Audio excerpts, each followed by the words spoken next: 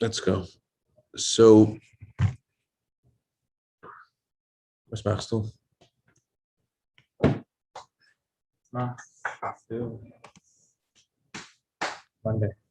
Monday. That's favorite day of the week. All right.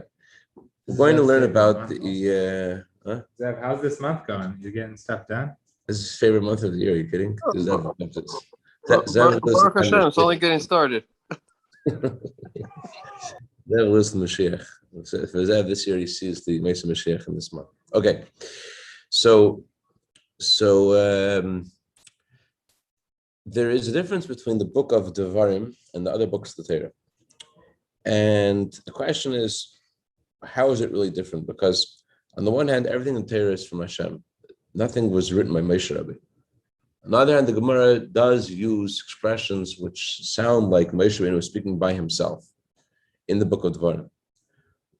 And you can't say that means literally he's speaking by himself, because the Gemara says if you say even one letter of the Torah Moshe Rabbeinu wrote by himself, you deny the whole thing.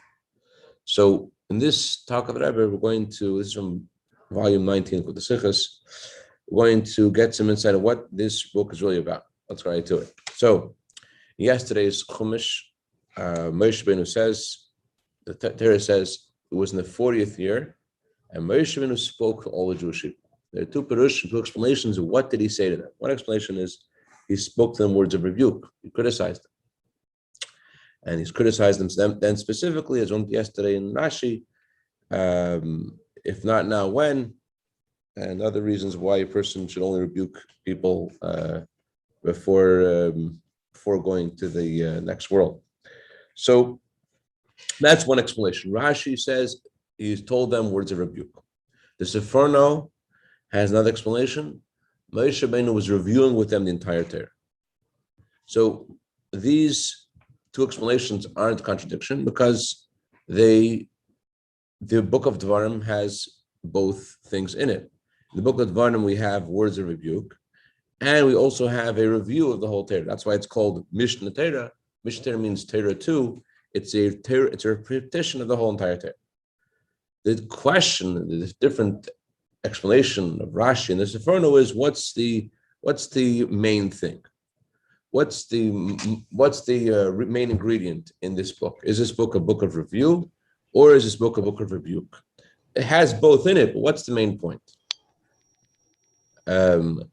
Before we get into the Sikha, you said a rebuke twice. Is it a book of rebuke or a book?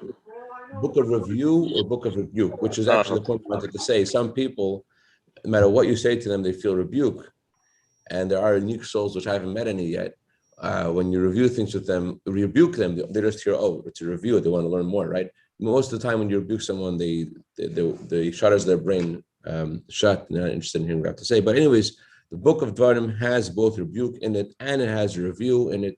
And the argument between Rashi and the Seforno is, what's the main thing? But the question that has like this: since when Moshe Rabbeinu speaks to Jewish people in the 40 years, the Torah says, here are the words of Moshe Rabbeinu. We must say that that there's something in Moshe's words that has. In other words, not just that there are two different ingredients in this book, and the question is, what's the main one? The fact that Torah introduces both of these the entire book of Devarim with these are the words of Moshe Rabbeinu, and the Torah classifies them as one thing. We must say that there's a common denominator between rebuke and review.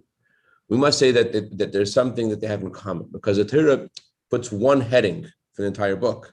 So that means there's something about review that has rebuke in it, and something about rebuke that has review in it, some common denominator between them, and we need to understand what exactly that is. So let's go back, first of all, to the Gemara and see the difference between the book of Devorim and the other books of the Torah. The Gemara says this: the first 4 books of the Torah were said by God. The 5th book of the Torah, Moshe Rabbeinu said it by himself. When it says that Moshe said it by himself, again, doesn't mean that he said his own words, chas v'shalom. As Rashi explains in another place, doesn't mean he's inventing things here. Rather, Rashi uses the words Meishlav Me'elav Vayishen Elam Mishatera El Kamesha Kiblu Hu V'Hayachez Magala. Rather, Moshe Rabbeinu was telling the Jewish people the Torah the way he received it, and now he was repeating it to them. Whatever he is written in the Parshas Veschanan, in the repetition of Moshe Rabbeinu in the Ten Commandments, the second time, that is what was written on the tablets. That's what Moshe Rabbeinu heard at Sinai. And Tosfos says that when it says that Moshe Rabbeinu spoke to Jewish people by himself, Tosfos uses these words, he said it to them with Ruach HaKodesh, with divine inspiration. So if you don't understand what Tosfos is answering, you're in good company because the Rebbe has a similar question. The Rebbe's question is, since Moshe Rabbeinu didn't say his own words, rather, he's saying the words of Hashem, which are going through his throat, and that's why he said the words in, what parsha is it? The second portion of Shema, V'hoyim Shemaya, what parsha is it? V'hoyim Shemaya, Moshe Rabbeinu says in that parsha, and I will give you rain in its season. I'm going to give you the rain. How can we just feel like learning that Rambam yesterday? How could Moshe Rabbeinu give us rain? Rain comes from Hashem. So how could he say, "I'm giving you rain"? No. It's coming up. It's actually Parshas. So since Moshe Rabbeinu is speaking to us with Hashem's voice, he's telling us, "I will give you rain." When Hashem is giving us rain. In the same book of Devorim, where we're saying Moshe is talking by himself, God's talking through his throat. So what do we mean when we say it was by himself? It was clearly not by himself. Hashem was speaking through it in his throat. There's a similar question that we could ask about the Gemara's classification of this book. The Gemara says that in general, there is an argument between two opinions whether or not you can derive anything from the fact that Torah puts two subjects together. There's a question whether or not that's significant. It's called smuchim. The Torah puts together two concepts, one after another. Does that mean you're supposed to learn a lesson from it? Does that have any bearing on the interpretation of Torah? One opinion says yes, one opinion says no, but everyone agrees, the Gemara says, the book of Devorim, since it was written by Moshe Rabbeinu clearly had placed everything in order, and therefore you can interpret the words of the Torah as in their context. If one subject follows another subject, it must be, the Gemara says, that they have a connection because Moshe Rabbeinu wrote it. So if he wrote it, there must be some intent there. That's the Gemara says. But the question again is, why is it that there's an opinion that says you can't learn anything from the fact that the Torah puts two subjects together? Because that opinion says it's from Hashem, and Hashem doesn't have any order in the Torah.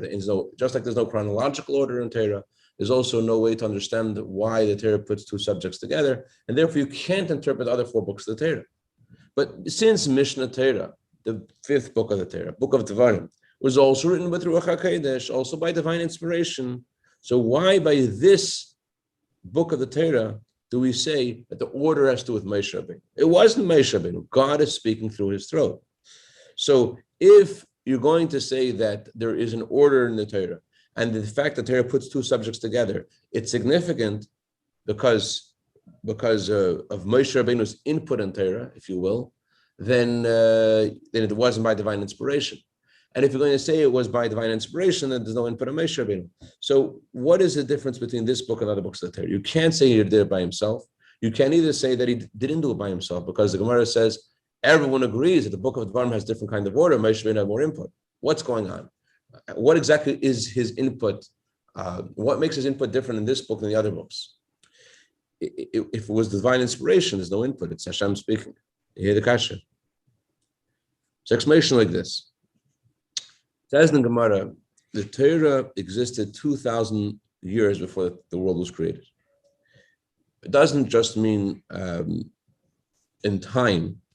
It means mainly in importance. The Torah is naturally, organically, by itself, above the world. And therefore, in order for Torah to reach the world, there had to be an intermediary.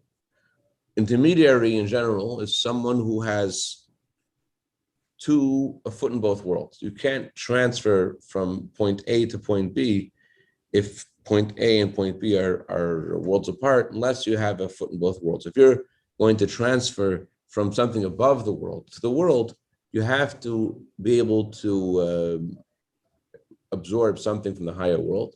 You have to be able to also to understand the world beneath it to transfer to that world beneath it. And that's where you're able to connect them. So who is the intermediary that brought us to Torah? Torah is above the world. Who brings us to Torah? Moshe Rabbeinu.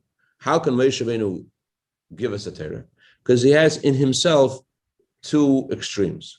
On the one hand, Moshe Rabbeinu was absolute bittul, v'nachnu, no sense of self. His devotion to Hashem was something otherworldly. He was completely devoted to Hashem in a way there was no sense of self. And on the other hand, he was someone who had absolute perfection. He had perfection in this world. He was 10 amas tall. 10 amas tall is either 15 feet tall or 20 feet tall. The regular size of human being, the Gemara says, is 3 amas tall, 6 feet tall, or 4.5. 3 amas would be 4.5 feet tall. So it's much better. I like the second explanation, the second opinion of the Amma. I feel much taller now. Anyway, so the average size of a person is 3 amas. Moshe Rabbeinu is 10 amas tall. Why is he 10 amas tall? He's 10 amas tall. That represents how he is not just perfect in the higher worlds, he's perfect in this world as well. Even his body is something head and shoulders above everybody else. There's a similar concept in Gemara. Gemara has this thing called the Maturgama. When the sages would speak, so there would be someone who would scream out their words or translate their words to their students. So the guy who was transferring the words to the people, he had to be able to both receive from the teacher and be able to give it over to the people. He had to have both elements in him. So Moshe Rabbeinu also, he had this element of devotion to Hashem, and he also had this element of perfection in this world. And that's why he could transfer Hashem's words from another world to this world. There's a similar thing we find in Moshe Rabbeinu's prophecy. His prophecy was above all other prophets, on the one hand. On the other hand, all the prophets, when they gave prophecy, what they do? You know what they did, right? They took their clothes off, they rolled around naked, and like a hypnotic trance. Right. It sounded like Woodstock. Yeah. So Moshe Rabbeinu didn't have to take off his clothing, didn't have to listen to music. Moshe Rabbeinu was able to be awake while God was speaking to him. And so these see two extremes. On the one hand, he's hearing the words of God in a way that no one else can. Everyone else hears the words of God like in a dream. They hear the words of God in a riddle. Moshe Rabbeinu hears the words of God directly, pure words of Hashem, unadulterated, unfiltered, Hashem's words clearly. On the other hand, so that's higher. On the other hand, he is totally present in the world. He's totally awake. So that's a similar thing we're saying about the Torah. On the one hand, he's totally devoted to Hashem. On the other hand, he's able to receive from another world. On the other hand, he is perfection in this world. And that's why he's able to connect the Torah, which is above the world, with this world. There's another pasuk which says Moshe is called Ish Elokim, a man of God. And the Talmud says, from his waist up, he was godly. From his waist down, he was man. Whatever that means. But the point is that he had a foot in both worlds, and therefore he is able to transfer God's words to us. Now, that's just the facts. Now we're going to go in a little bit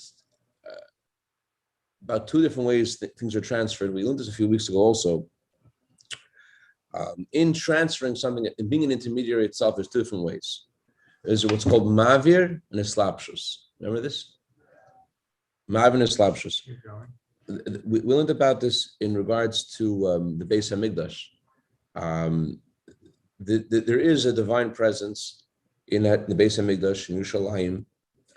Hashem's presence is revealed there. You could see Hashem there.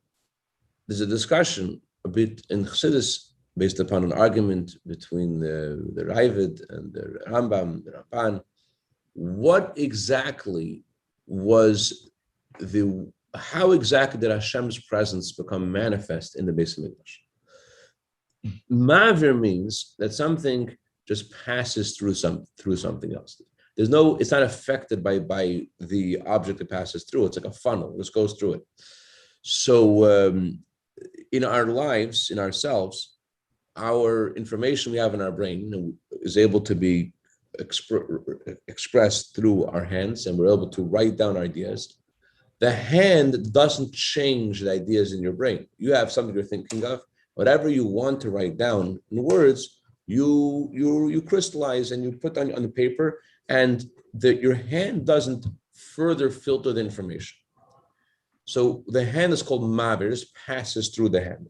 It doesn't have the same message as it is in your brain. It's now on paper, but the message hasn't changed at all.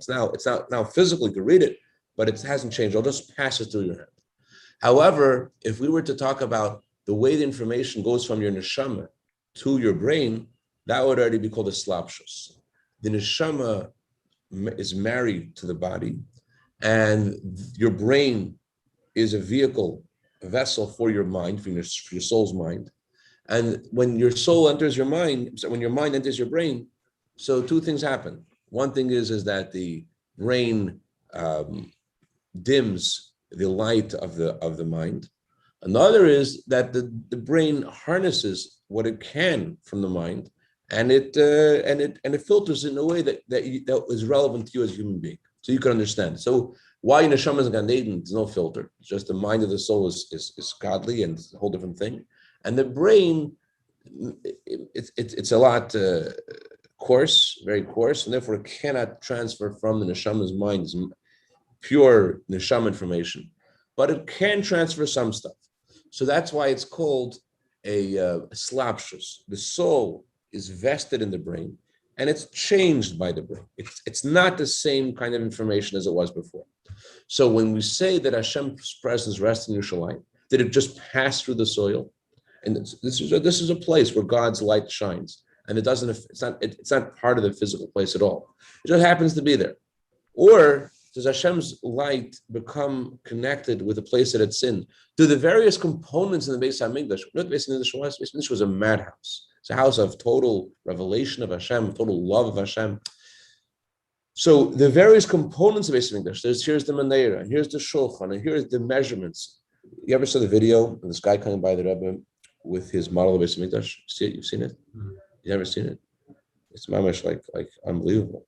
It's otherworldly.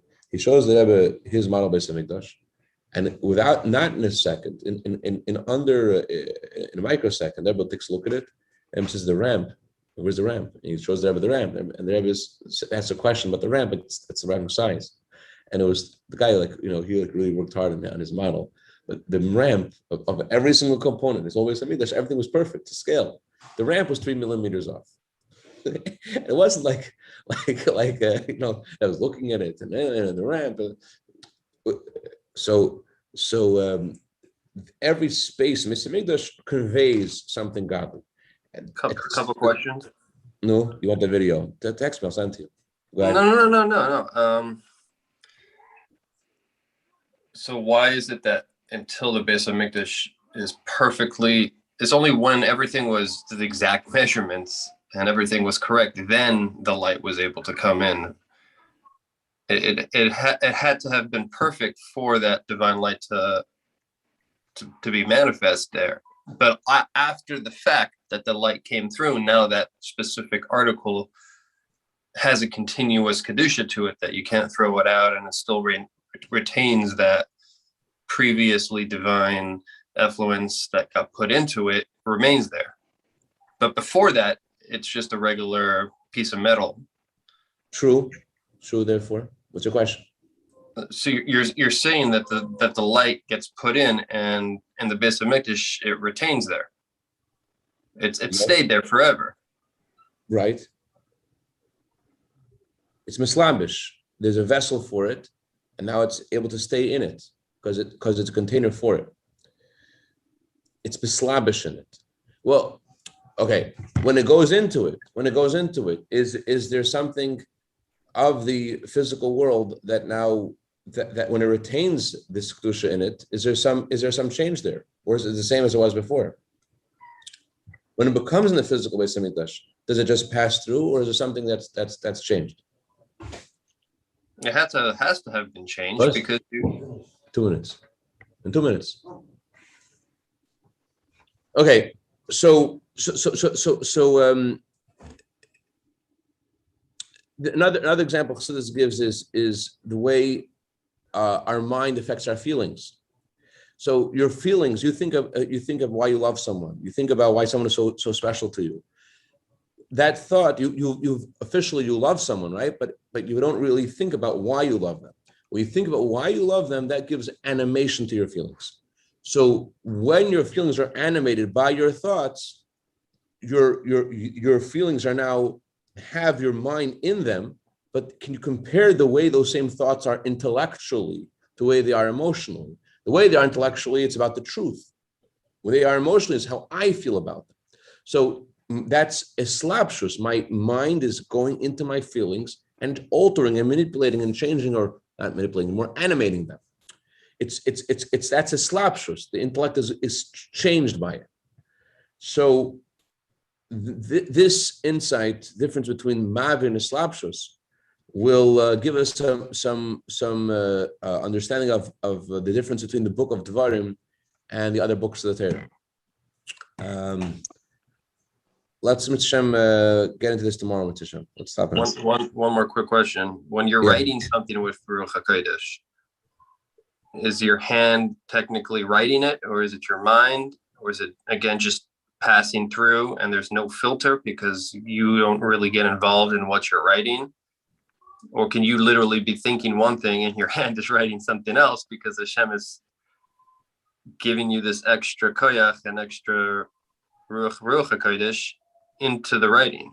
As we start talking about Rashi, he had no idea what he's even writing at some points. Did he really have all of these deep insights that the Rebbe brings out from a Rashi? There are many levels of Ruach HaKodesh. Rabbi Chitchuk writes in his Sefer that in the name of the Tzemach Tzedek, that the lowest level of Ruach HaKodesh is that you don't know why you're saying what you're saying. That's the lowest level of Ruach HaKodesh. That's like a given. That's like 101 prophecy school. You don't know what you're saying. So, but that's only level 1. So I'm sure that. Or like the Alter Rebbe had to study the Tanya, and their Pillow Parsha argue that the children of Tzemach Tzedek against Tzemach Tzedek about what Tzemach Tzedek said about his own Maimer. There is the divine inspiration that Tzemach Tzedek is speaking from Har Sinai, saying the words of Torah. Then there is a way that the Torah is studied by the Tzemach Tzedek also. All right, to be continued. Great day, Yonatan. Great day, Zev. Great day, Dr. Bressman. Great day, Michal Mordechai.